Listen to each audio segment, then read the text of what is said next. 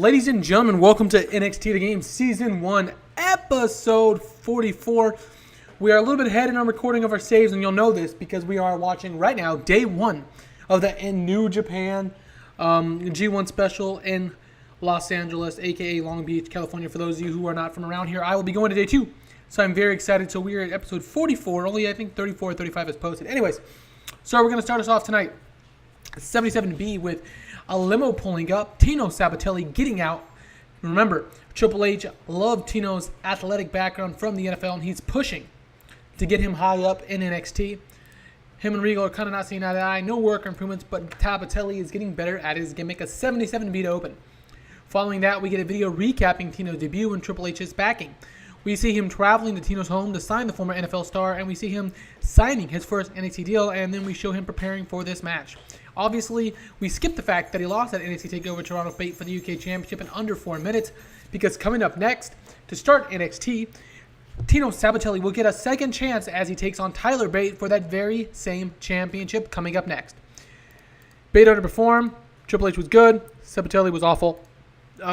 It's advanced, no work improvements, but we got a 78B, so we're starting to show off hot, which is good because our match was shit. And about that had subpar wrestling and little heat. Tyler Bate defeats Tino Cavatelli in 7:39 by pinfall with the Tyler Driver 97. Tyler Bate makes defense number 4 of his NXT UK title. So Tyler Bate with the victory over Tino Cavatelli, this time it going 7.5 minutes, not just 3.5. Announcing quality was good. 45 for Bate, 37 for Tino, so he's improving, but no skill improvements to speak of. A 46D for the opening match, which saw Tyler Bate retain his NXT UK championship. Now, guys, I actually have an idea what I want to do with Tino Cavatelli going forward, as well as Tyler Bate, and with NXT Legacy, our takeover show coming up after NXT Takeover Unopposed. Unopposed is in 3 weeks, guys. 2 shows actually after this one. But before that, we all obviously have the tag team tournament, so it's coming up quick. All right, post match. Triple H, who's at ringside as was William Regal, stands up and leaves the ringside area. Tino Cavatelli seeing this. Tyler Bate celebrates defeating Tino again, and William Regal, who's happy Bate won because he doesn't like how Tino has been gifted his championship opportunities, looks upset at seeing Triple H just have a developmental worker who's clearly not ready. This angle got the crowd hotter. We have advanced, but what's going to go on here? Triple H isn't very happy that the guy he picked is unable to get the job done. 75B minus. So not bad. Segments were good, match was so-so. Next week, though, we are going to get an update on the injured Mr. NXT. Mr. NXT was injured at the hands of Bobby Roode at Toronto. So 88B plus. So I'm guessing all the fans want to know what's going on with the NXT Money in the Bank briefcase holder, Mr. NXT. And we'll find out tomorrow. And about that subpar wrestling and little heat. Daytona Kai defeats Sonia Deville in 2:41 with a top rope splash. Dakota Kai makes her debut here in NXT. The former Evie and a member of the Real Life Mae Young Tag Team Classic gets the victory here tonight. 45D. This was not an eye-candy match, so it could have been better, could have been worse. She's not suited to her gimmick. Phillips and Karina were great. 41 for Kai, 39 for Deville. No work improvements to speak of. All right. Dakota Kai celebrates her debut and victory here on NXT. She's not suited to her gimmick. Well, shit, we just did it, so that's unfortunate. 55C minus. All right, we see Kathy Kelly on the screen, which leads to cheers, but then is immediately followed by boos as Billie Kay, Madison Eagles, and your NXT Women's Champion, a.k.a. the Iconic Trio, and Peyton Royce walk onto the screen. Peyton and Madison Eagles shoot on Bayley and Sasha, saying that they do have respect for the Women's Revolution, which is while they're holding the championships. They're lifting the entire division as a whole. Peyton Royce, the NXT Women's Champion, says, "Let's just get to the point, ladies. We accept your challenge at NXT TakeOver Unopposed." The fans cheer. Peyton Royce goes on to say that they'll see them coming to the ring, but not until then because they need some R&R. Kathy Kelly was great. Peyton Royce looks good, which is fantastic as he's our champion. A 69C plus here in NXT. No work or improvement, so to speak of. All right, Tom Phillip narrates a video package featuring Blake and Murphy attacking TM1's last week post-tag team loss. We then see both teams again. Tonight, we're going to see Blake take on Nick Miller and Murphy take on Shane Form in singles action back-to-back. 56B minus, no work improvements. This was basically just to get us through to the tag team tournament, and we'll figure out what to do with that going forward. All right, in a decent match, Blake defeated Nick Miller when Velvet Sky interfered. 56C minus. So last week, Blake and Murphy lost to Team 6-1, but attacked him post-match. This week, they get the victory. Well, Blake gets the victory over Nick Miller thanks to the interference by Velvet Sky. The announcing was good. 54 for Miller, 47 for Blake. No work or improvements, but Velvet did some good work at ringside. So 56 is C- for this match. The fans booed loudly as Murphy hops into the ring with Blake, but Thorne hops in as well. The second match is coming up right now, but the camera quickly fades backstage first. So we're going to go to a segment real quick and then back to the ring for the Murphy-Shane Thorne match, a 66 C+.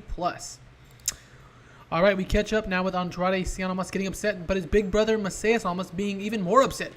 William Regal is heard saying that given what occurred at NXT TakeOver Toronto, Macias, you are banned from ringside in tonight's main event. Andreas and Macias will eventually leave, but very upset. Drew McIntyre will get a fair shake tonight as he challenges Andrade Cien Almas in his NXT Championship rematch. Almas is getting better at his gimmick, that is Macias. The title storyline has advanced and gained heat, so that's good. Macias is learning to show more charisma. This is great. He was, came in former Ricky Banderas and Mil Mascaras, basically, or King Cuerno, excuse me, mostly as a muscle. But if he's going to be able to perform like this, and we can use him a lot more. Him and his brother are 2 of the 16 tag teams in the tournament coming up. My next video, so 82B. But back to ringside, Murphy defeats Shane Moore at 11-13 by pinfall with Murphy's Law after Sky interferes again. She does more good work at ringside, a 56 and a 43 for Thorne and Murphy. No work or improvements, but TM61, as I said, after winning last week and getting beating up post-match, had 2 singles matches between Blake and Murphy and Shane Thorne and Nick Miller, and Blake and Murphy, the new It Factor, get both victories here tonight. Same game, same story. Blake and Murphy with Velvet Sky leave the ring to a sea of boos in which they laugh off. Blake and Murphy TM61, this is just getting started.